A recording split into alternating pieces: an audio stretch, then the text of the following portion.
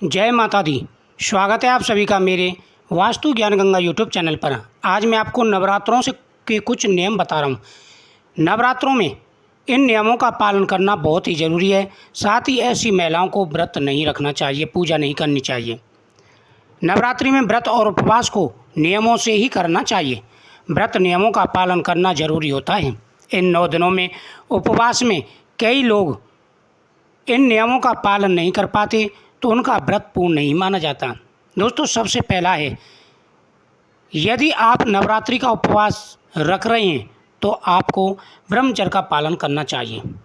जो महिला पुरुष ऐसा नहीं कर पाते उन महिलाओं को व्रत नहीं रखना चाहिए। दूसरा है, जिन महिलाओं को पीरियड का समय चल रहा हो उनको भी नवरात्रि की पूजा नहीं करनी चाहिए।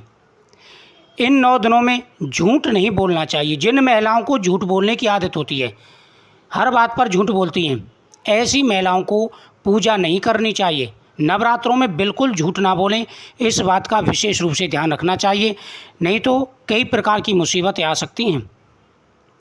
इन 9 दिनों में किसी भी प्रकार से किसी का भी अपमान ना करें, किसी से लड़ाई झगड़ा ना करें।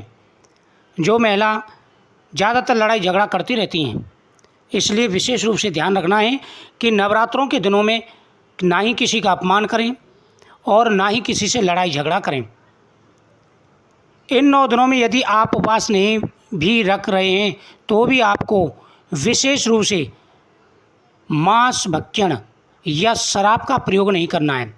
जो महिलाएं पुरुष मांस का सेवन करते हैं या मदिरा का सेवन करते हैं उनको नवरात्रों में व्रत नहीं रखना चाहिए और पूजा नहीं करनी चाहिए।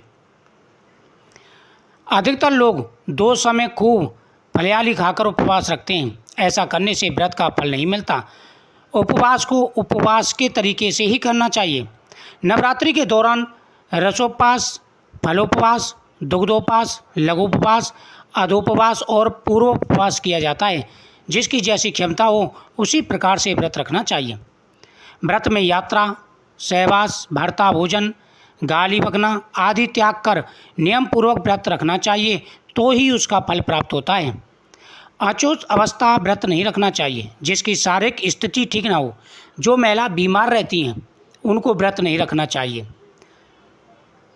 इससे व्रत भंग हो जाता है। इन बातों का विशेष रूप से ध्यान रखें। जो महिला वृद्ध हों उनको भी व्रत नहीं रखना चाहिए। माता जी का व्रत रखकर शास्त्र सम्मत विधि पूर्वक पूजा अर्चना करनी चाहिए। व्रत को बीच में तोड़ना नहीं चाहिए। यदि कोई गंभीर बीमार हो तो माता से क्षमा याचना करके आप व्रत को नहीं रख सकते हैं, तब भी आपको पूजा का फल प्राप्त हो जाएगा। तो इन नियमों का आपको ध्यान रखना है। माता की कृपा आपके ऊपर सदा ही बनी रहेगी। जय माता दी।